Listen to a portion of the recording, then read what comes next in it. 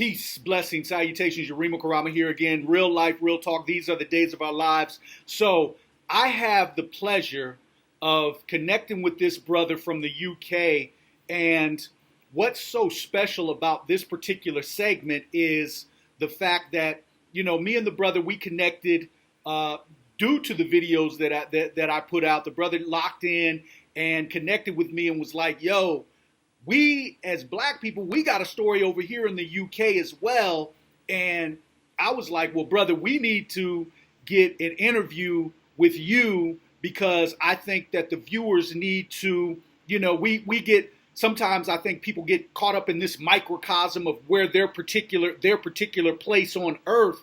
And I think that, you know, there's a interaction between all of us, and there are things that we can all relate to that transcend our particular geographic location. And so I want to introduce you to the brother Dylan Diallo from the UK, and let him just kind of tell us about some of the trials and tribulations as a black man living in the UK that they go through. So Dylan, peace, my brother. How are you? Yes, I'm good, man. I'm just, it's sun shining over here, but the hay fever comes with it, you know.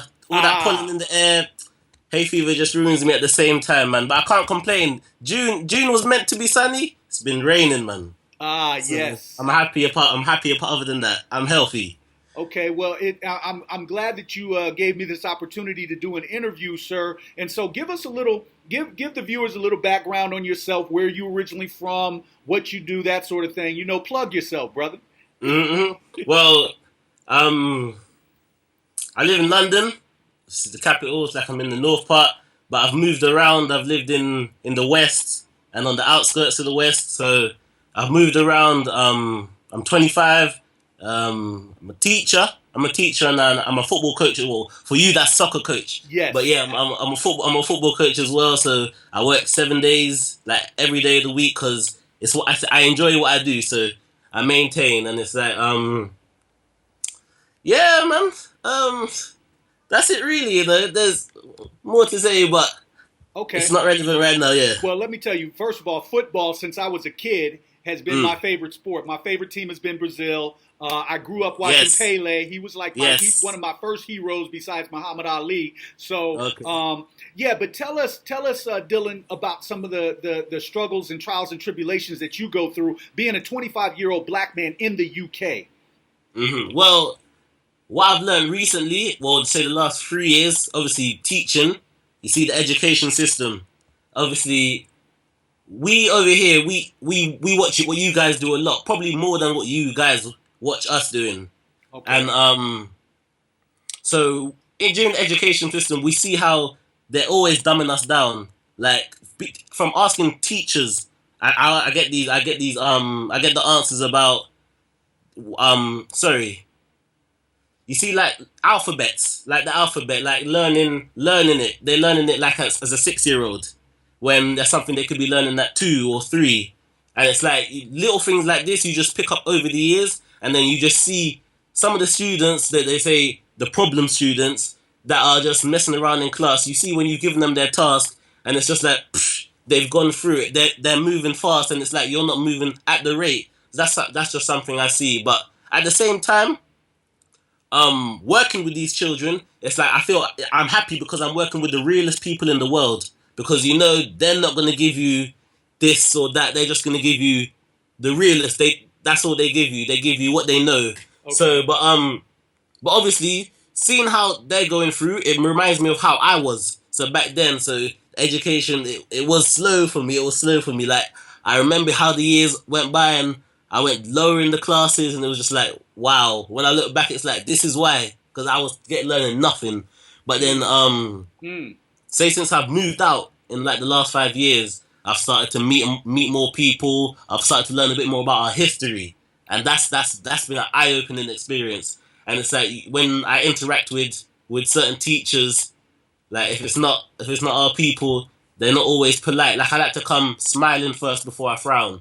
But then some teachers, don't get me wrong, they're happy, but the majority, unless it's usually our people, They're always looking at me a certain way. I just feel that vibe, and it's like Okay, it is Dylan, what it is. You learn.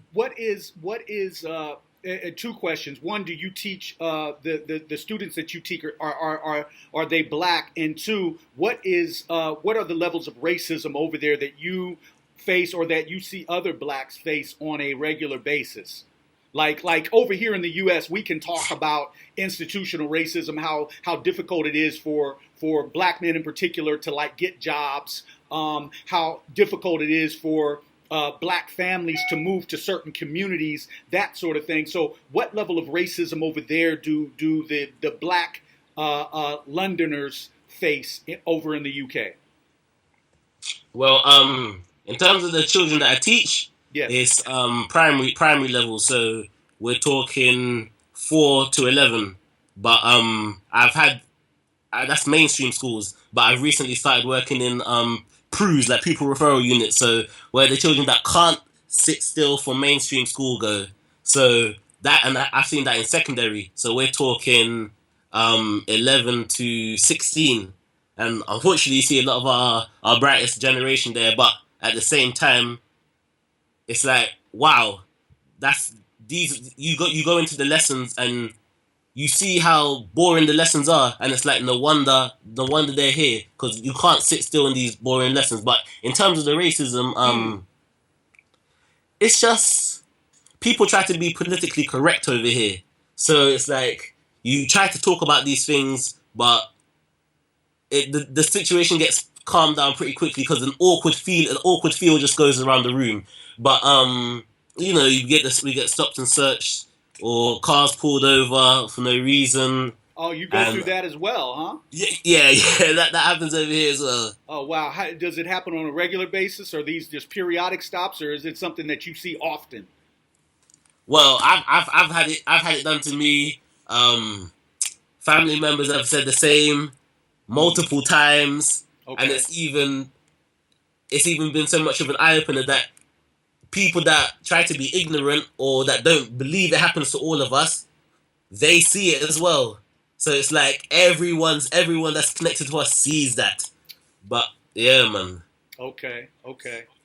So speak to some of the because it sounds like especially as far as the kids that you teach, it sounds like they're trying to uh, on the educational front. It sounds like, and I don't want to put words in your mouth, so I want you to clarify. But it sounds like they're trying to dummy down a curriculum, and that the kids over there they get bored with that, and that they're ready to move on, and so then they want to. It sounds like maybe even diagnose the kids with ADHD, something like that. Am I pretty accurate on that? Yeah. That happens. That happens. Yeah, man. In terms of the mainstream schools I was teaching, those were mixed. Like I had say, I've been doing it for 3 years. I say the first year it was mostly our generation, our children, and but the other ones it was pretty mixed or sometimes just all white. But Okay. yeah, you see the education system and you see it, you see how it's done, and yeah, man, Oh, they are dumbing us down. But at the same time, I just think when it comes to me, like there's only so much they can do. All they can do, and they're gonna do what they do. But at the end of the day, what can I do? So obviously, when I'm in my lessons, I like to push them. I like to make sure that I'm doing at least what I'm doing. So I can't worry. Obviously it's unfortunate, but there's nothing I can do about that. So I just focus on me.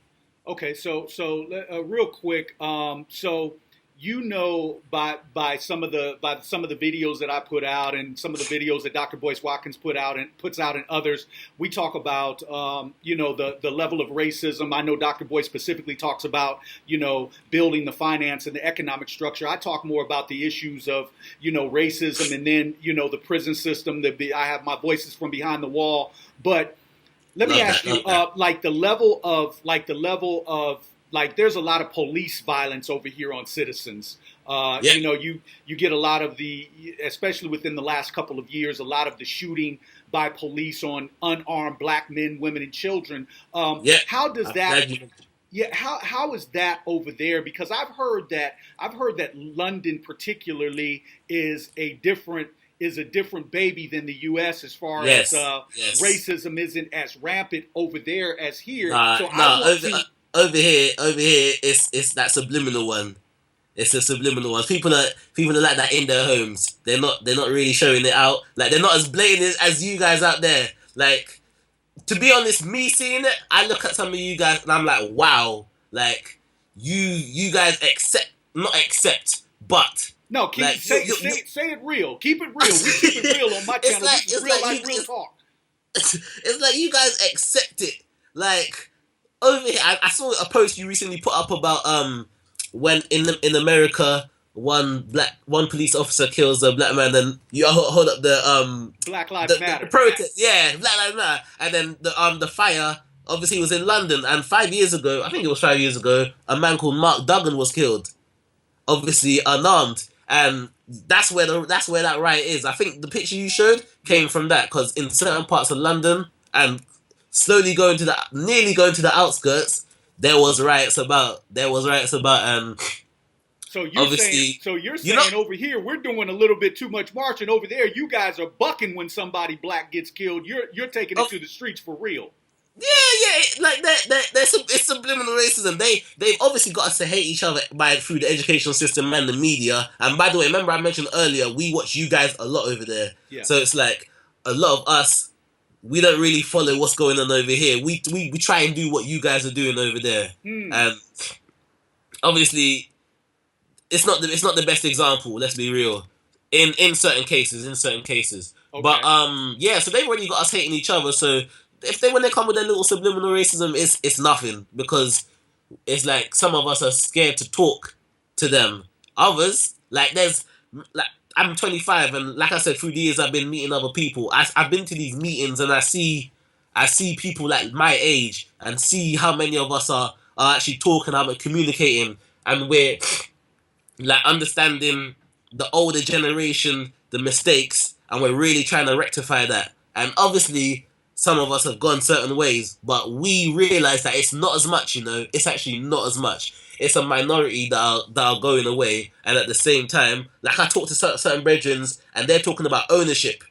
Like that one guy's talking about drama, and he's like how he wants to do is the director, producer, whatnot. Other people are talking to me about computer stuff, and it's like, yo, I'm glad you're my brethren because when you're talking to me about that, it's like I obviously want to own my own soccer company. Like I don't want to say soccer, I say football. Oh, obviously own a football company and even working in the schools, being my own boss. And it's like obviously seeing your channels, yeah.